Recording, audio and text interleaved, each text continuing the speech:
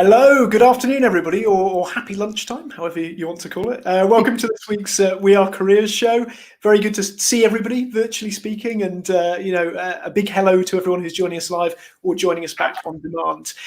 So on today's episode of We Are Careers, we're going to be focusing on something that's been kind of quite a popular topic. It's been raised by a number of people, and it's thinking about, as careers professionals, how do we actually manage our own careers? And we're delighted to be joined by international careers educator, creative careers coach, and author Leanne Hambley, who many of you will already be familiar with, who we'll kind of come to and sort of introduce in a second. For those who've not watched the We Are Careers show before, my name's Chris Webb. I'm a higher education careers professional, RCDP, and a member of the CDI.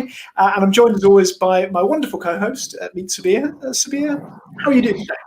I am doing really well, and I'm actually really excited about today's show because I know we've had questions come through even before the show went live today for Leanne, and I know Leanne's got a ton of stuff. Now, all of you that are watching live right now, okay, come and pop into the comments chat, come and say hello to us. Where are you watching from today? We always love hearing and seeing your name, so just in the comments, just put your name and where you're watching from.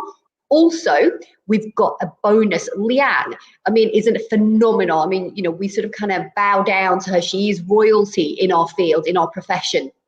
And when we invited her to come along onto the show today, not only did she agree to come along, but she also then went ahead and created this amazing fact sheet bonus that we're going to be revealing towards the end of the show, so make sure you stay tuned. So for those of you that don't know me, my name is Meet Sabiha. I work in 12 countries as an RCDP practitioner, and I specialize in working with international graduates, sort of the Gen Y, Gen Z, who are looking to transform their career potentials. I'm also creator of the 4.0 Class Academy, which is all about upskilling international career guidance counselors, helping them deliver powerful career support to students. So please let us know in the chat comments your name and where are you watching from. Now, each show we always like to have a feel-good story, and we like to celebrate members of our community. Now, if you didn't already know, and I don't know where you were last week, but last week was the Cdi Ceremonies, which took place across 3 days on Zoom. Now, recordings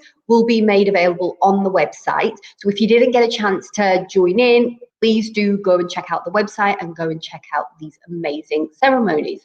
Now, in the previous show, we listed all of the nominees, and this week's shout out is going to go out to all of the winners. So please join me in showing appreciation and recognition of the winners of the amazing things that each of these winners have achieved in their areas of expertise. And so you'll see there's a clapping emoji in there if you're watching live, or even if you're watching on the replay. Please do, let's join together and show appreciation. Now, we have one of the winners, and this wasn't planned, but the timing is absolutely great. Stay tuned till the end, because Leanne, you will hear Leanne's name being mentioned in the winners list. So let's get started and let's run through the winners of the Cdi Awards. So the Careers Leader of the Year, which was sponsored by the Careers and Enterprise Company, was Hayley Jacobs. Well done, Hayley. Congratulations. Then we had Careers Manager of the Year. They were highly commended to both nominees because the entries were so amazing that they actually awarded it to two amazing professionals. So that was Sarah Vaughan and Steve Jones from the Careers and Employer Management from Bridgend College. So congratulations to both of you. Then we had the Use of Technology in Career Development, and that award went to Careers Craft Careers Wales. Well done, team. Then we had the Careers Advisor / Coach of the Year, and some of you may remember him because he was one of our guests a few shows back, and that was Chris Target. So well done, Chris. Then we had Innovation Employer Engagement, and that went to the Creative Careers Program and Discovery for the Creative Careers Week and Culture Skills. So well done, team. Then we had the Careers Program in a Special School / College, and that went to CV Builder app at Derwent College. So well done, Derwent College. And then we had a couple of special extra awards, and that was the CDI Fellowship, which went to Claire Nix, Leanne Hamley, our guest today, and Lynn Barham. So well done and congratulations, Lynn. I'd love to hear, Lynn, and I'll come to you in a second once I announce the final 2 awards, how you felt when you heard your name being called out. So pause that, I will come to you shortly with that. Then we had the Bill Law Award, and that highly commended went to Sarah Snape. So congratulations, Sarah. And then the final award was the Rodney Cox Lifetime Achievement Award, which is awarded by the CDI board, and that went to Heather Jackson. So congratulations, Heather. So please do join me if you haven't already and drop those clapping emojis in the comments section. And if you're watching on the replay, please do also, post whilst you watch it on the replay. So Leanne, I asked, how did you feel? Over to you. How did you feel when that was announced and your name popped up? Well, a few minutes before I thought, oh my goodness, I started to get a sense, because Jan just completely kidded me and said, just come along, there's something I need you, had no idea, had to shove the wash in from behind me because my camera wasn't on. Do you know what I mean? So this is I wasn't here, I was in a very messy room. And it was just such an honor because, I know what it means. And there are people who, I have been in the profession for 30 years, and it is kind of, you realise, there are so many of us that have been there working hard, so it does feel like a real honour. Bit gobsmacked. So really great. Excellent. Did you have a Halle Berry moment where you started sort of crying profusely, or no? No, too busy shoving the washing out of the way. And again, as I say, if you didn't get a chance to watch, the recordings are going to be available on the CDI website. So please do go back and watch. And I can see so many people here in the chat, sharing love for you, Leanne, and for all the winners. Fantastic. Whoa, totally agree, Catherine. What a truly inspiring community, also known here as Christopher David. That's correct, Chris Target, just in case you kind of get confused, because I don't know, we need to get to the bottom of why he's got 2 aliases. Paul Gaunt here saying congratulations and well done. So now for those of you that don't know who you are and what you do, Leanne, tell us a little bit about yourself. Give us an introduction. Right, well, as I said, it's about 30 years, that's giving away my age, I've been in the profession. And actually I got into it from having been unemployed. Do you know what I mean? Because I realised how hard it was. I was unemployed for quite a while. And, I'm still so lucky because I've now got this wonderful blend of individual clients, still see individual clients, design and materials and writing, which I really love, mentoring, supervising, keynotes, training, writing. So it's a wonderful blend. That's what I do. And I think the international bit, this whole sort of going, lockdown and Zoom, I just find that our community is opening up. So yes, the international bit is quite new for me really in the last year, but loving it.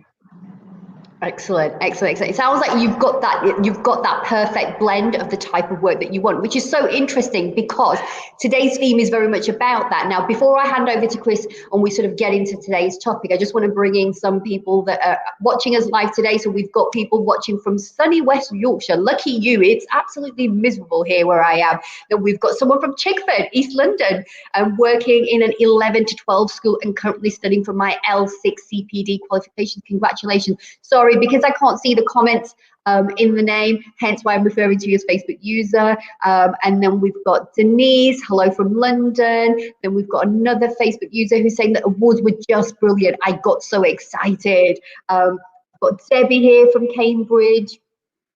So many of you are watching it from all different parts. We've got Carolyn here. I believe she was giving you a little bit of pep talk before you came on. Congratulations, she's saying, to all the winners and those shortlisted as well. Huge achievements by all of you. And so, thank you, Lynn. That's amazing. So, Chris, what are we going to be talking about today? Why have we invited Leanne as our guest today? And what are we going to be getting into today, Chris? Yeah, absolutely. Thanks, Sabir. So yeah, linking back really nicely to kind of what Leanne said a second ago, really, I suppose, about that sort of career, the career that she's had within the career sector.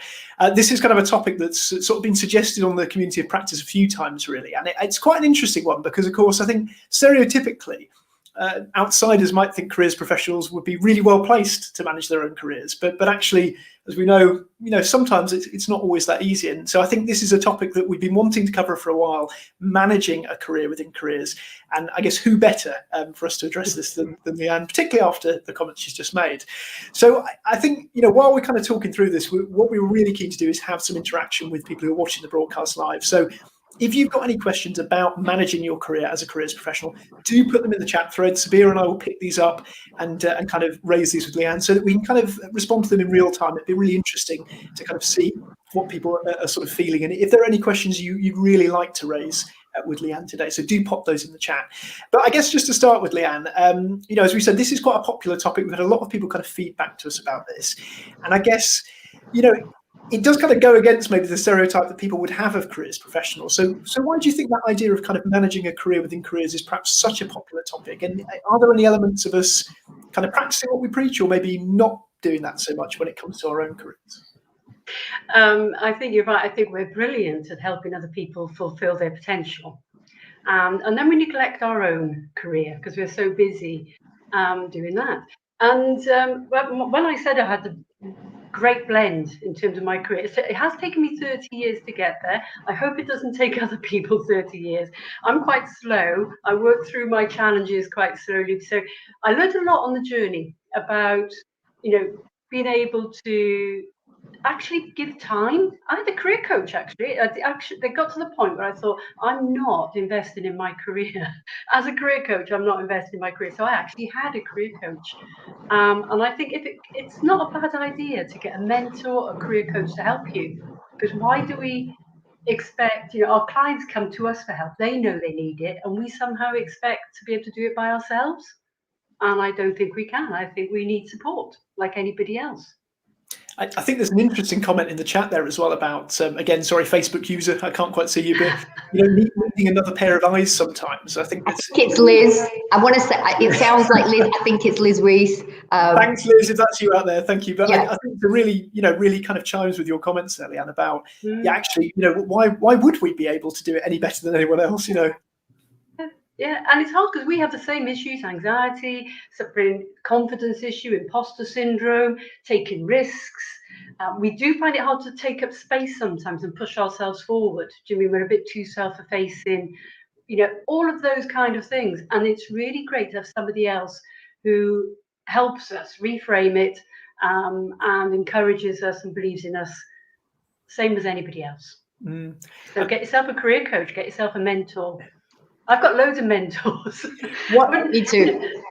Yeah, absolutely. Yeah. And obviously there is the CDI mentoring scheme has kind of been quite popular. So if you have had a CDI mentor and you're on the call, do tell us in the chat, has that been useful or any other mentor you can do? So on that note, for someone who has had a CDI mentor, let's pass over to you. Yeah, I mean, honestly, it was probably one of the best things. And probably, I mean, we talk about value. What's the value that the CDI, provides to us as professions? I have to say it's in there in the top, it's in my top 5 list. I was part of the pilot group, and to this day, me and my mentor still meet up on a regular basis. So even though we're not officially part of the scheme anymore now, we both benefited so much that we turned it into a peer-to-peer mentor. And I just had a session with her just the other day, and it was absolutely phenomenal because it gave me that sort of insight. I'm just getting here, again, sorry, Facebook user, I don't see your name, but it's saying here, when I was made redundant, I went back to the organization I worked in previously and had career guidance. I will forever be grateful to Rich. Oh God, you've given me one of those weird names, difficult, challenging names that I have to say. I think it's, I want to say it's Polish. And it's jumped. Zawinski. He gave me the courage to step into the world of self-employment. So well done. That's the values and that's the power. Every coach needs a coach. Is another Facebook user. Carolyn here, totally agree with all the benefits from having a career coach, particularly at times when we are experiencing a transition / challenges, and then here another Facebook users talking about isolation. I think with the isolation that many have experienced at the moment, there is a great value in working with one another. The CDI mentoring scheme has been good for this. Liz, not the other pair of eyes. That was, Oliver Jenkins. Thank you. Oliver Jenkins there was the other pair of eyes. Oh my God, we're thick and fast. The comments are coming through, but I know we've got tons of questions. So I'm going to keep pedaling through to them, Leanne. So now one of the other questions that we had, now you run numerous workshops with career professionals and are well connected within the sector. So what are some of the common challenges that you have come across in your conversations with other practitioners regarding their own career development within the sector? Yeah, I will just do my little shout out to Rachel Mallows, who was my career coach, just in case. I think it's important that people are named. Yeah, I think I do. Yeah, I do work with a lot of qualified careers practitioners, people doing their QCF6, and I think there's a difference, because I think in England it's very different from the home nations. I think that we have to sort of say, that there's a lot of exhausted career practitioners in England who are still hoping for an all-age national career service that's fully funded. And, we feel like we've been clinging on by our fingertips and hoping for something that may or may not happen. So fingers crossed, one day England will follow suit. But in the meantime, we've got to find that hope.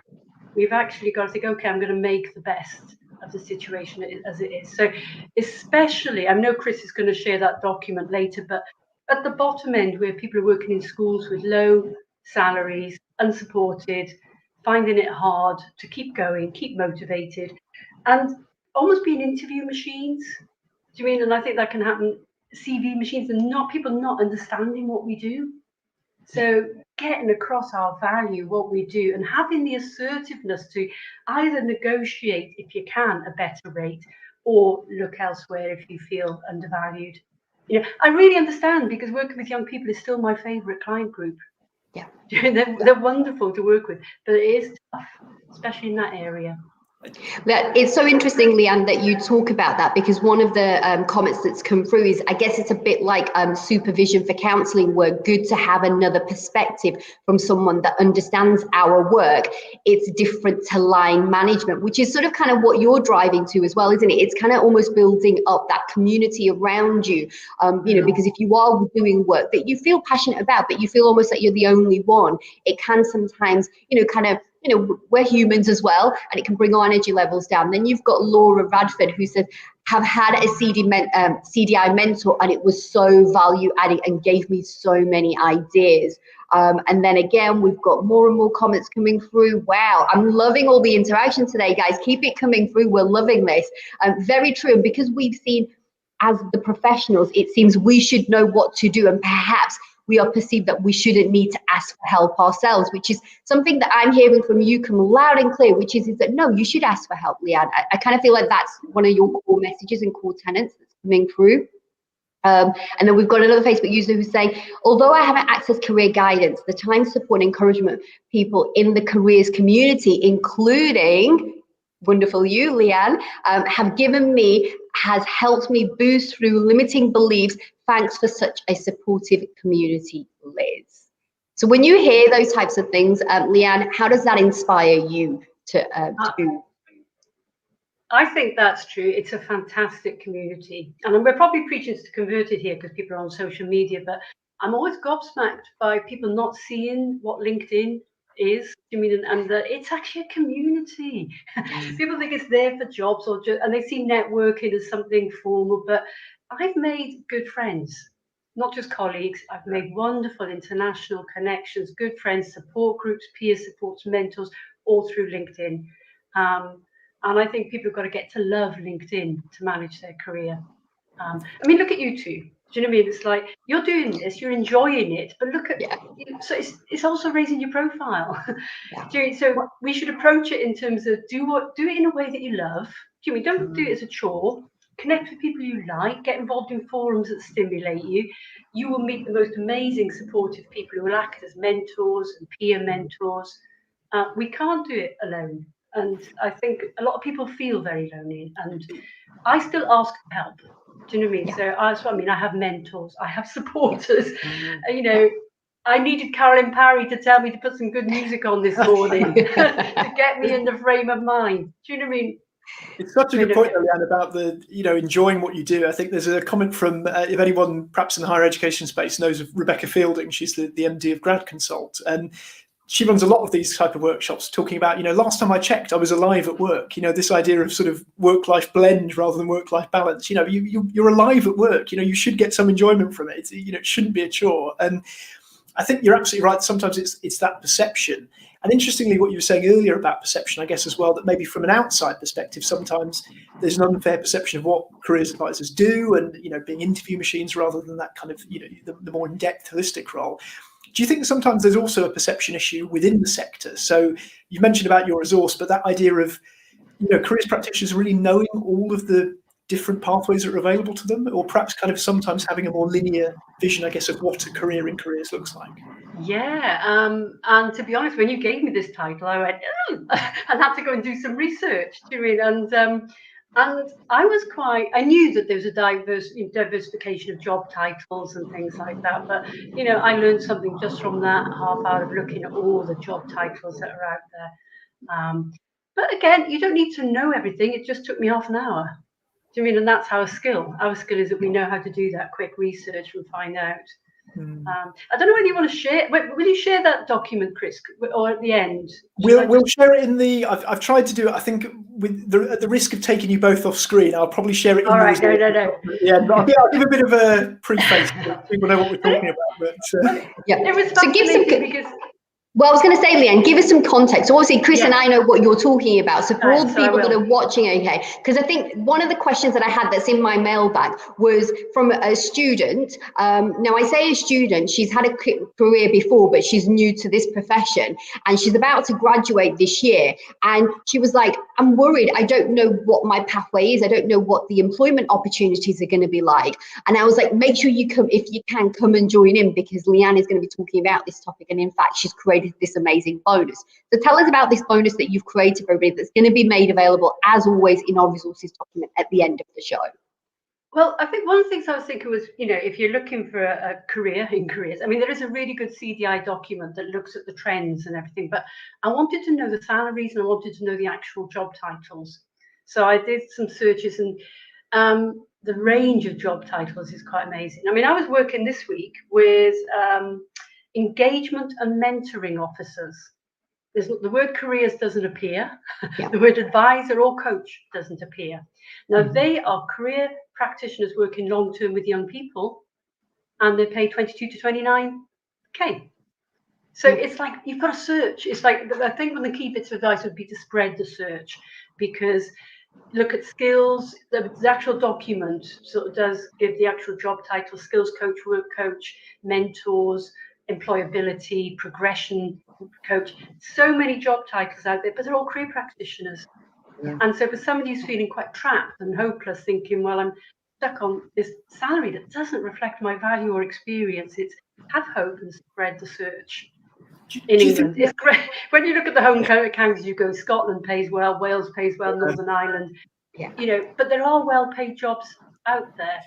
Do you think there's an issue, Leanne, around setting perception as well? So, I mean, this was something I know we talked about when we've kind of met before the show around perhaps kind of careers roles, often, the conversation being around education settings, secondary schools, colleges, HE, and not always around maybe adult guidance or around other settings, as you mentioned, maybe job centres working with local councils, private practice. Is there kind of a danger, do you think, sometimes that we veer more towards one direction when we're talking about careers jobs? Yeah, absolutely. And there's some great ones in the housing, housing charities that pay 32K for a careers industry.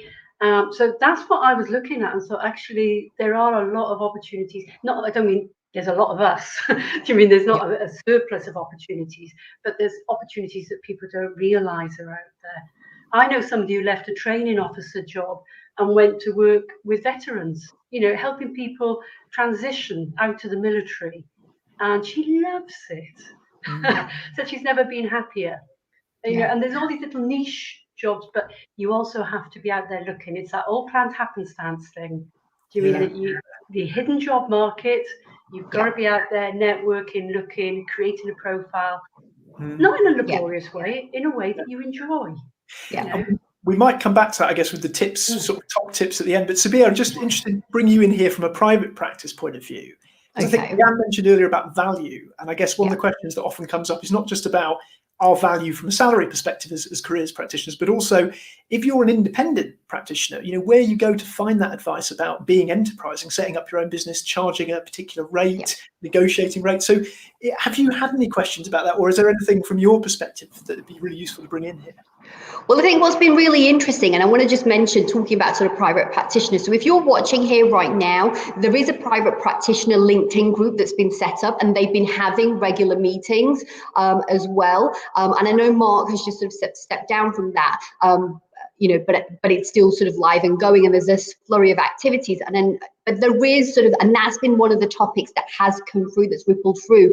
And what I've got from those meetings, those evening meetings, is that there's collective power together. And when we come together, we're a lot stronger, and we can then apply for certain types of projects or funding opportunities, if that's what you're looking for. But in terms of if you're looking directly private, whether it's working with an organization or working individually on one-on-one, for me, I think my support came from actually outside of the CDI community. I have business. So, we've talked a lot about mentors today. So I have business mentors.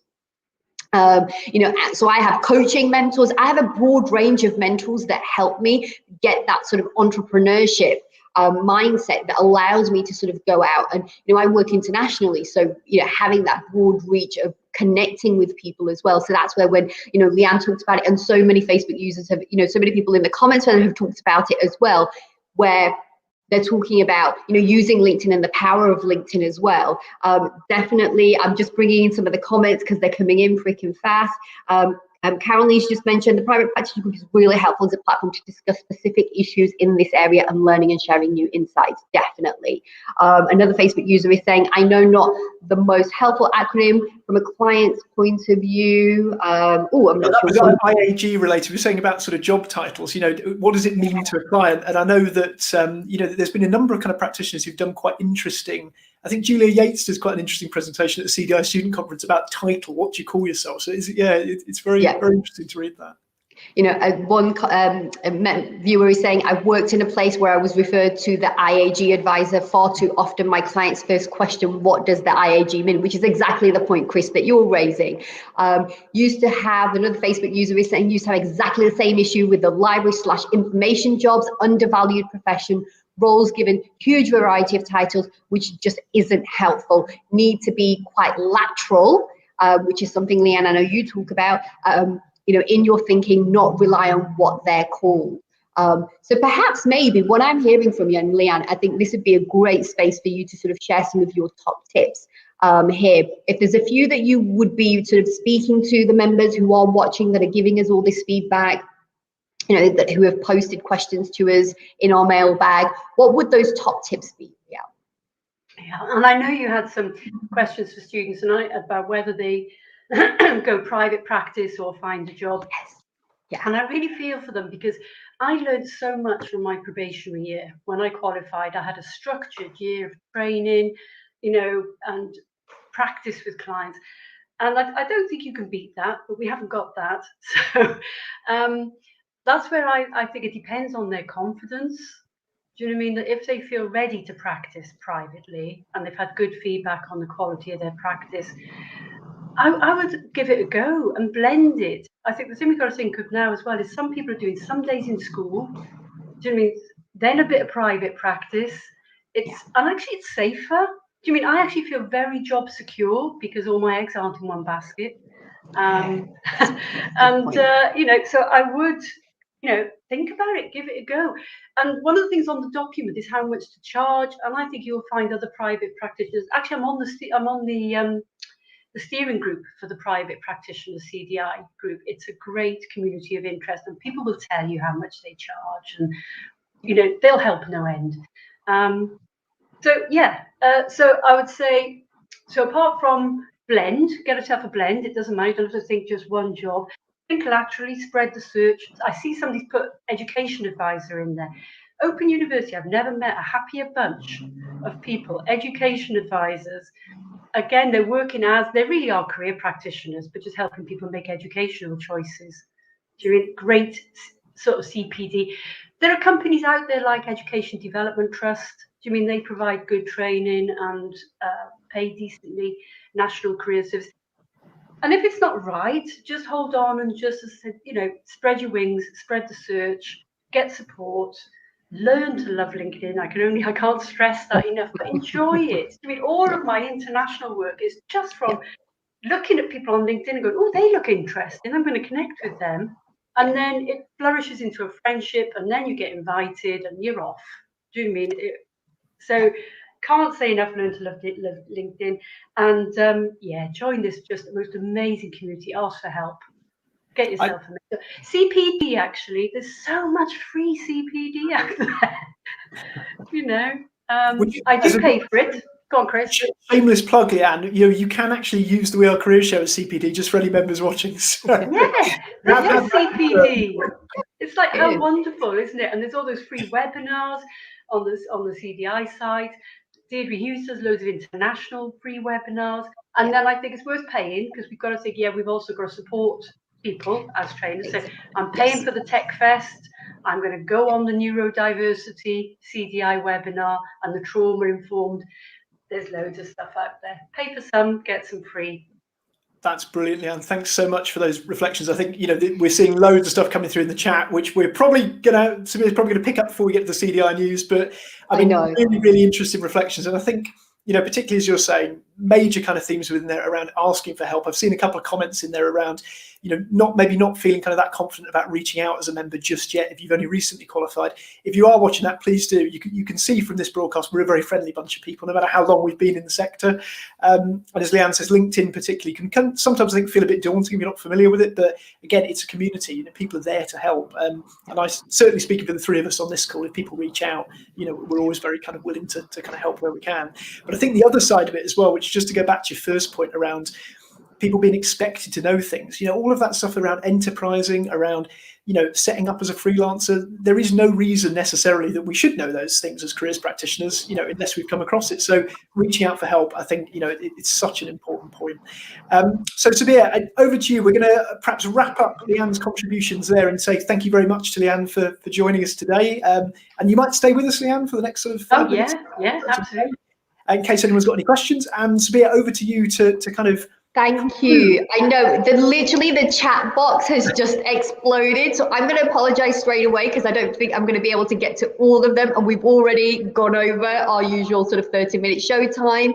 So kind of, bear with us. What we will do is we will make a point sort of after the show. I know, I'm active, as is Liz Reese and Dave and Chris and I, that will sort of kind of come back and we'll sort of come to you and we'll recognize the comments.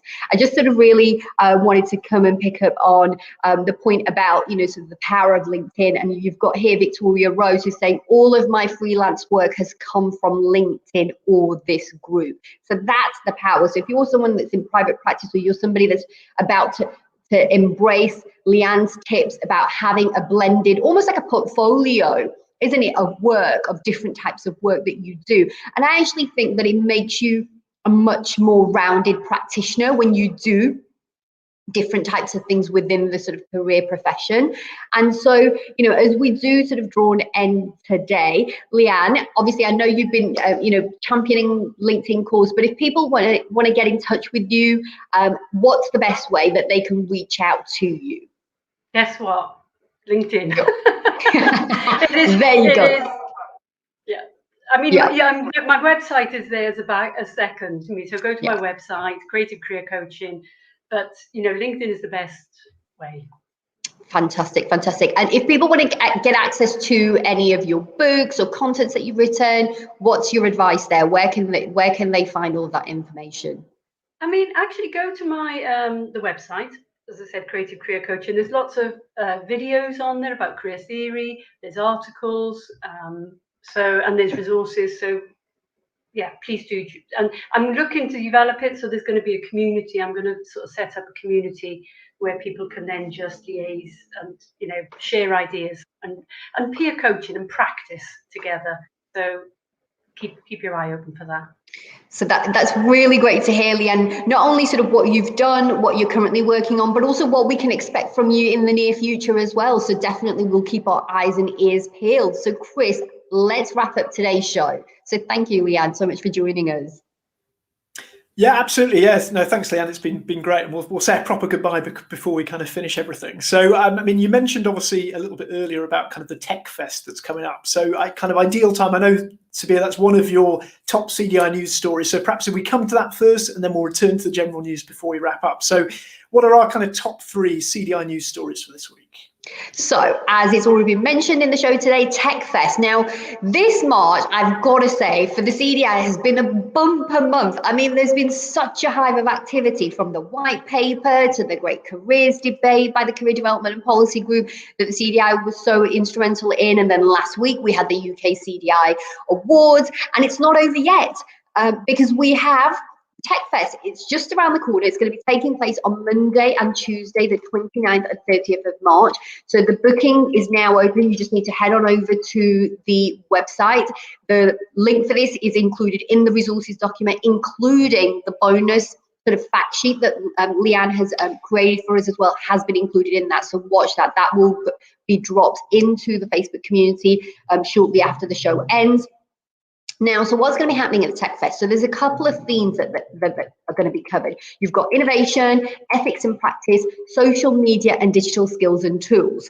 So again, head on over. Now, this month also, there was the briefing paper on career action planning by not only, but one of my favorite colleagues in the profession, by Liz Rees. Now, she designed to help practitioners look at career action planning in a whole new light, especially if you feel you are stuck or in a rut, or you're looking for some inspiration on how to create action plans for the new normal in 2021.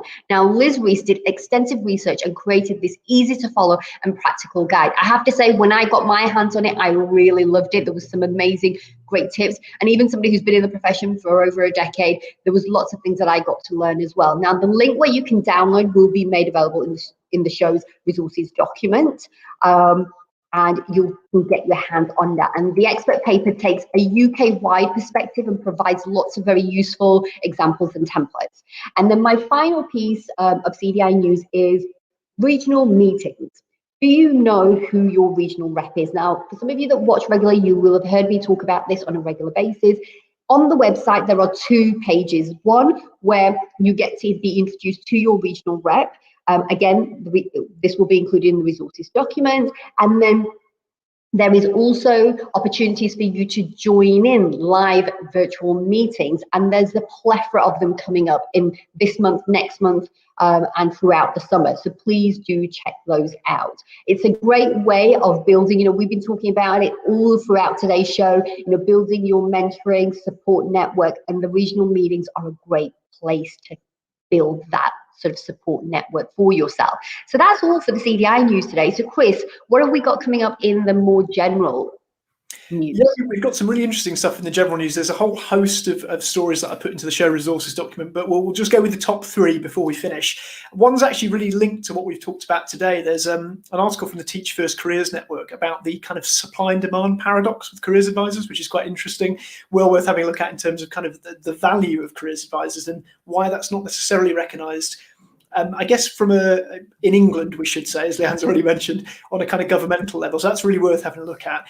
Tom Staunton's done a really interesting blog about labour market information and social justice. So, we talk a lot about labour market information. We've had We Are Career shows about it before, but this is quite interesting, exploring it, from that sort of perspective of social justice. How do we talk about labour market information? Is it always equitable?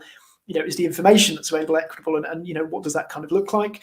And then the final one, you've already mentioned it, Sabir, was about the great careers debate. Tristan Hooley on his blog, Adventures in Career Development, has done a nice kind of summary of sort of what was discussed for those who weren't able to make it. So our 3 kind of top stories, but plenty more in the show resources document.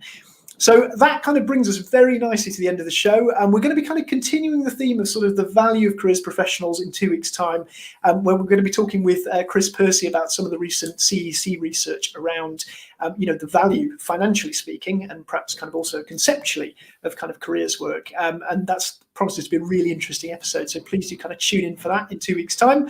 But other than that, all that remains to be said is check out the show resources document on the Facebook group, for all of the links that we've talked about today, including Leanne's fact sheet.